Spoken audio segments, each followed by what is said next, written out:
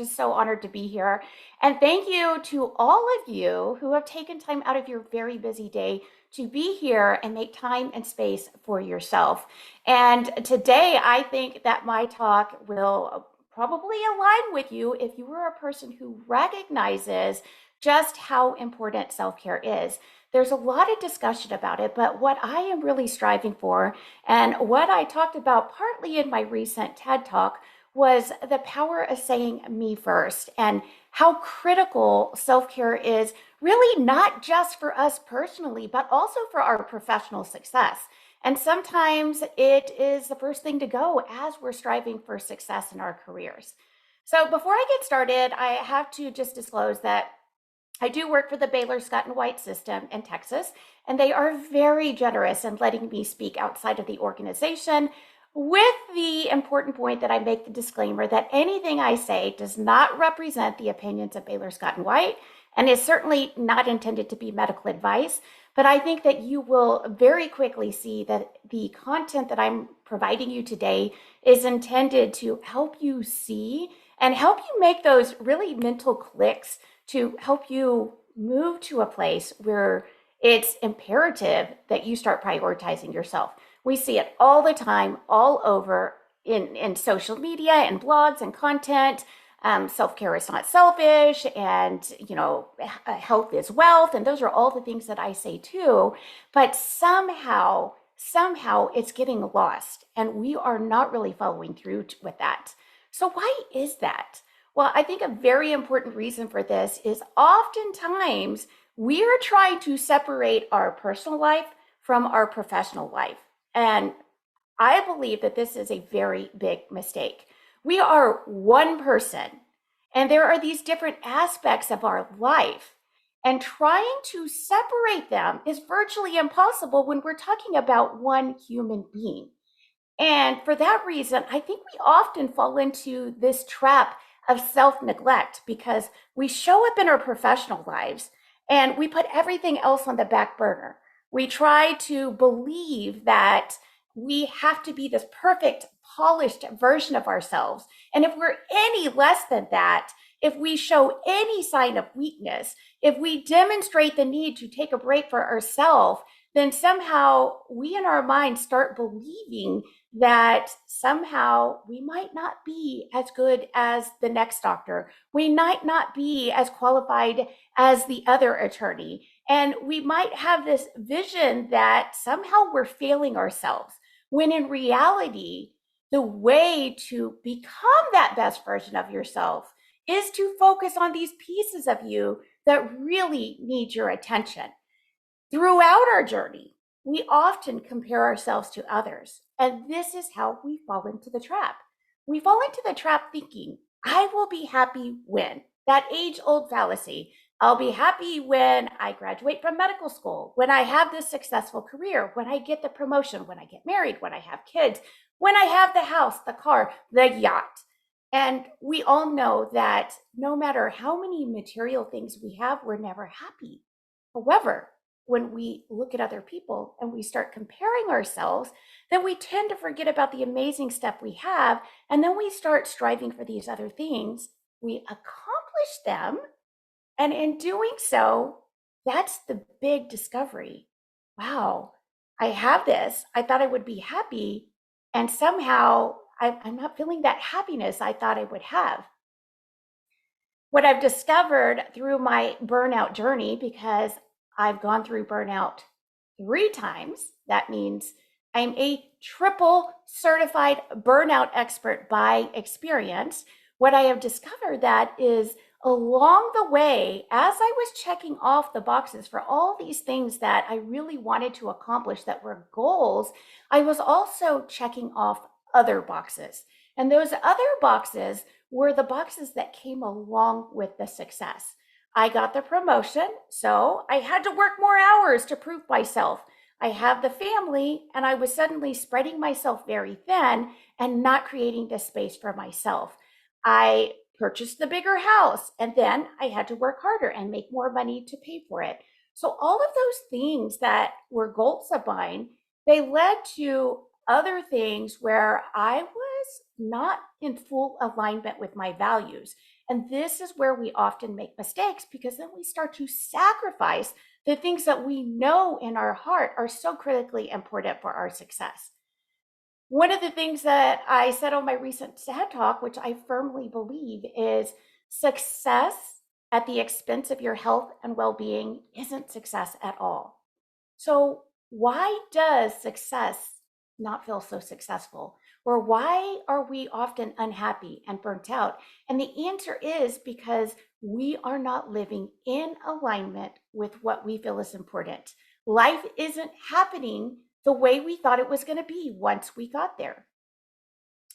Now, one of the things that I think we all do is we reflect when something huge happens, when something devastating, when something rocks our world, then we take the time to stop and reflect and think about it.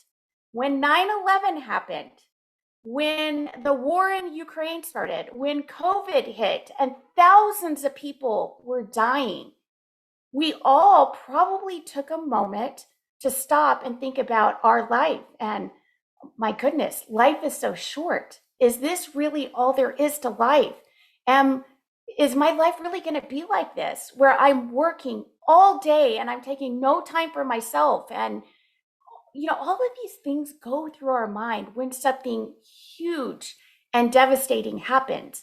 And that has been the case for me. But I'm going to challenge each and every one of you today to ask yourself if you are living by your values and not wait until something devastating happens.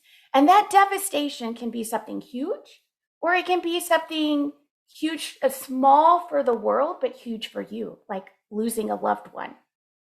And this was really brought into perspective for me this week. On Monday, I was celebrating my 13-year anniversary. And my husband and I decided that we were going to do something very different this year. We were going to take our children with us to dinner and have a wonderful, fancy meal, let them experience it, and let them just see our love and feel it as a family. And so I have 10-year-old twin daughters and a 6-year-old boy. So my 3 kids were with us. And we were sitting there at dinner. And halfway through the dinner, I look up and I see a big group of people. I didn't really think anything of it because it's kind of by the bar area in the restaurant. And I keep eating and keep talking. And then a little bit later, I look up and there seems to be more commotion. And I realize somebody's on the ground. So immediately I get up, I walk over there, and I said, I'm a doctor. Is there anything I can do to help? And immediately the seas parted and everybody was panicking. Nothing was being done. And they said, she choked and she's not breathing now. And I looked down and she was completely unconscious. And after trying to do some abdominal thrusts and trying to dislodge whatever it was that she choked on and not being successful, I had to start CPR. And I was the only person in that restaurant doing CPR as everybody was standing there terrified. And eventually another woman came up and started helping, and another man came up and paramedics arrived. And as I walk back to my family, I just see the look in my children's eyes, and it still gives me chills. I see my husband standing there in disbelief with our children and just kind of holding them. And I realized in that moment, this was a learning lesson for my children. And this was a learning lesson for all of us. And so after some time, we went outside as a family as they finished and the paramedics took the women away. And we sat and reflected and we talked, and I answered all their questions, and they had so many questions. And we prayed for that woman. And we had some reflections as a family about how precious life was and why it was important to live each day to its fullest, and why it's important to forgive and love and live our values. And those are things that we speak about every day. And so it was something amazing to hear my kids sharing back their reflections in a moment which was very scary for them, but them realizing, wow, life really is short. So we don't want to wait for that. We don't really want to wait for that moment. Why I'm telling you this story, yes. Okay, I thought I heard someone trying to speak. Why I'm telling you this story is because this was the very first time in my entire life that I was able to reflect and realize I am actually living by my values. I didn't have thoughts about, I really need to change this. I need to be doing something differently. And I really should be spending more time with my family. This was the first time that I felt that I was truly living by my values. But it was really hard work to get there. It took a lot of daily practice, and it took me going through burnout 3 times. When we think about this and we think about living our values, how do we live our values? How can we get to the point where I'm saying, no, I have to put me first and these things that are important to me? Well, number one, we can't really compare ourselves to other people because the things that we hold valuable are very different for different people. And I believe what's called person-centered wellness. And what I mean by that is we're all very unique and different individuals. We all have different experiences with our careers, with our environment, with our friendships, with our family, with our physical health, our environment, our social, our spiritual. All of this is part of us as a human being. And if we try to separate that out and we try to put on a picture of what represents strength to somebody else while neglecting what's important for us, then we're not going to reach that point where we're really going to thrive as an individual. So, for you as an individual to thrive in your professional career, I believe it's critically important to say me first. So, how does that look? What does that look like to you? It's going to be different. I can tell you that my priorities have changed multiple times over. Sometimes my career and my work, I do have to put more focus there, and I have to put the exercise a little bit on the back burner. Maybe I only work out 2 times that week instead of 5. Or maybe I don't have time for seeing my friends in any given week. Or maybe I don't do some of the things that are very important because I have to prioritize something else. But always keeping in mind that we have to circle back to our values and reassess how we're doing and make sure that not too much time has gotten away from us. That means being conscious as we're on this road. So I like to use analogies because I feel like they're very helpful. And if we think of a construction of a new roadway, how many times have we been driving on the highway and we've seen a new road being built? And we know that they probably did a survey to make sure the ground was structurally sound. And then we see them kind of compacting the soil, leveling it, and they put these wire things out. They lay some cement and concrete, and they do all of these things to build the road. If they had just went out there and laid the cement, it would crumble. And so the same thing applies to us as individuals and human beings. If we are building the foundation as we reach for success in our careers, this is when we will have the ultimate success because we'll be more equipped to handle the stresses of life. We'll be more equipped to handle the curveballs that come our way. And oftentimes that doesn't happen because we weren't conscious of the road on the way to reaching our goals. So even after reaching your goals, the same lousy habits will continue if we allow them to. It doesn't change suddenly. We think that once we reach that point, that I will slow down and I'll prioritize myself and I'll get better about exercise. But in reality, the same lousy habits continue and we fill the space with the stress and the things that we're accustomed to doing. So we have to ask ourselves, is life on repeat? And is it on repeat doing the wrong things that we know are more harmful to us and not helping us? Einstein has said that insanity is doing the same thing over and over again and expecting different results. And certainly we as human beings do this because our brains are conditioned by society and by our upbringing and by what was fed to us and our understanding. And one day we reach this point where we realize that might not be true. And some of the things that very well-intentioned people taught us, we realize are not true at all. Now, this is hard. How do we make the shift? This is the million-dollar question, right?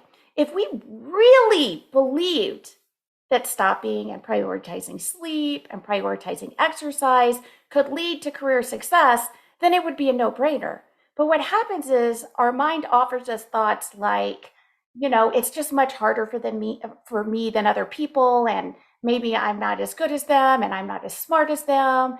And then we start thinking, nobody understands. It's so much harder for me, and my situation is different. And these are all the things I have said. You don't understand. It's different. It's different for me. And if we try to talk to people outside of our industry, we'll hear things like, wow, sounds like a first world problem, or you get paid the big bucks. I'm not feeling sorry for you. You knew what you signed up for.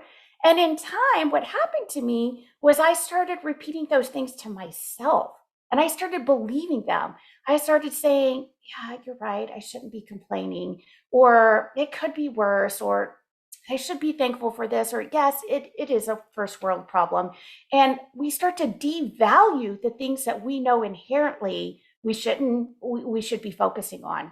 So if that has happened to you and someone has popped in and said, you know what, you just need to breathe and do yoga or exercise, and you have done what I have and said, you don't understand, it's not that easy, then I can sympathize with you and understand where you're coming from. But I want to caution you with the mistake that I made and believing that the only real solution is to leave our job. I thought leaving clinical medicine was the only answer. And I was absolutely wrong, because when I hit burnout the third time, it was in a non-clinical role where I was blessed to have a good schedule. I was using my doctor brain. I didn't have all the stress, but I continued the same bad habits that led to the burnout and the stress all over again. And this is when I really realized I have to change what I'm doing, and I have to say, me first. I have to prioritize my self-care, because I'm going to lose my entire livelihood. This isn't working for me. So if you're experiencing burnout, or you're on the verge of it, or you're unhappy with life, I want you to realize that leaving your job might be the answer, but the vast majority of the time, it's not. With the Great Resignation, a recent publication said that 80% of people who quit their job during the Great Resignation regretted it. And I'm not surprised, because I've done that. And I know I continued the same lousy things that led me there in the first place.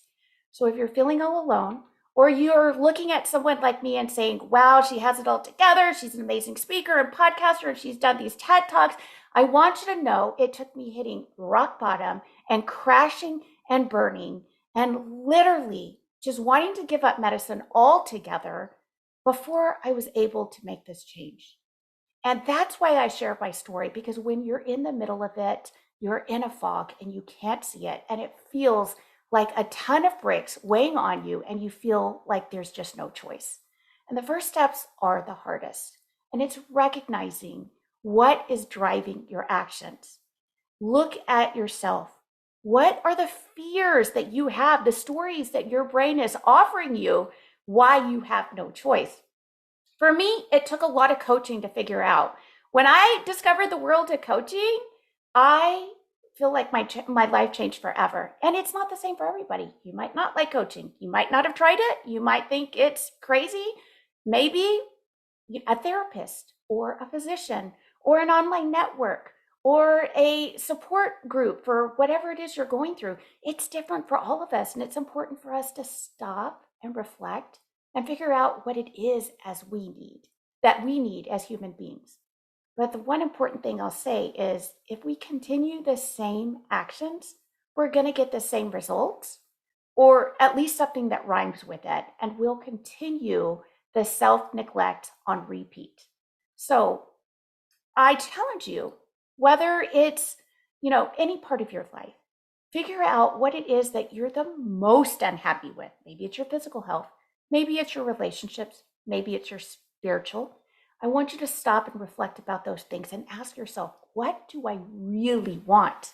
And total wellness is just, it's not just physical. And we make that mistake. It's not just mental. It's not just emotional. It's all of these things.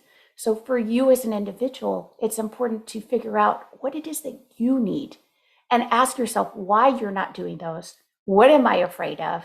And what's my life going to look like if I continue this 10 years from now? And is this what I want for myself?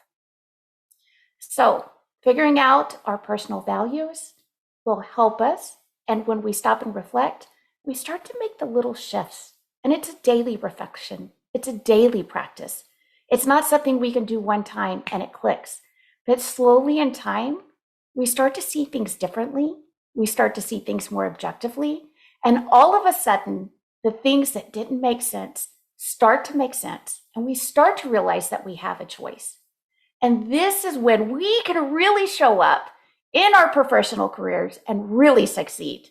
This is when we're happy, we're vibrant, we have amazing ideas, we're energetic, and we do more in less time, and we have better success. So putting ourselves in the back burner is not the answer. It's actually the key to our professional success. When we prioritize our essential needs as we define them, not as anybody else define them, as we define them, we become a much more powerful version of ourselves.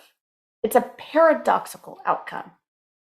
And again, it takes reflection and figuring that out what you need. It's all about filling your tank. And different tanks use different kinds of fuel. It could be gasoline, it could be kerosene, it could be diesel fuel, whatever it is for you to re-energize and get to where you need in a place of wellness for you. And again, it's going to be different, but pushing through is never the answer. We have to take those breaks because we are more equipped to handle all the things we need to do when we do that. And that's when we truly shine. So if I could leave you with anything today, I would say that the self-reflection is important. And if you realize I have poor physical health or poor energy or poor emotional well-being, we have to realize that is not going to equal long-term success. And if we want the long-term success, prioritizing that is going to be the key to actually making that happen. And we're going to have the limiting beliefs. We're going to have the things that are in the back of our mind that tell us, look, I don't have a choice. This doesn't apply to me. And, there's a lot of that we all go through. But doing it alone is very challenging. So I challenge you to find someone who can help you and support you and help you see things a little bit differently. It might be a podcast. It might be a blog that you're following. It might be a friend who calls you out and lets you know when you're seeing things in a very skewed perspective. But whatever it is that you do, it needs to be aligned with your values. And then you can really thrive and have the career success you're really wanting. So thank you for your time today. If there's any questions, I'm happy to answer them. And I will. Dr. Aguirre, we do have one question coming through on social media. Okay. So, actually, there's two. I'm going to try to fit them both in real quick. Okay. The first one is, there are so many hours in a day. Do you have any suggestions for time management if you are already prioritizing? Oh, yes. This is such a great question. Thank you to whoever asked this. Okay. For us to be able to squeeze more in the same amount of time is challenging. So, what I recommend is learning to say no. How many times do we say yes to things that we don't want to do? For us to create the space for the things that are important to us, that we value most, we have to learn to set boundaries and say no to the things that we do not value. Volunteering at your kid's school because you want to be the mom that has the best cupcakes and does all that, if that's of value to you and that brings you happiness, great, do it. But if you do it because you're comparing yourself to the other moms and you think I'm going to look like a bad mom, that's not a good reason. And that's not going to bring you long-term happiness. So saying no to the things that are not of value to you allows you to create space for the things that are. Great question. Awesome. Okay. The other one is, Any suggestions for stress management specifically? So, stress management specifically, it really goes back to saying me first. When we are not able or equipped to handle stress is because we don't have reserve. When I'm exhausted, when I'm hungry, when I haven't been fueling my body, when I haven't taken a break for myself, it is incredibly challenging to handle the stress. We have no reserve. So, stress management all goes back to prioritizing yourself. I have to get my sleep if I'm going to be able to think clearly and address a situation that comes up. I have to stop and eat if I'm going to be able to handle the next challenging patient I might have. If we don't do those things for ourselves, we're not equipped to handle the stress. Stress management is a direct reflection of your abilities to adapt. And when you're already on an empty tank, it's hard to push the the gas pedal. So yes, prioritizing your need. It might be sleep. It might be prioritizing meals. It might be just space to be alone. But that is the best thing you can do to handle the stress is give yourself the gasoline you need to be able to adapt. Awesome. Okay. Dr. Liz Aguirre, where do we find you? Yeah, so you can find me on social media at Liz Aguirre MD. My website is lizaguirremd.com. If you're looking for a speaker for your event, I'm happy to help. Reach out to me. And yes, and I also, as you mentioned, I have the Creating Clarity podcast where I just kind of share some of my experiences and how I've evolved. So any of those platforms, I'm on Instagram, LinkedIn, Facebook.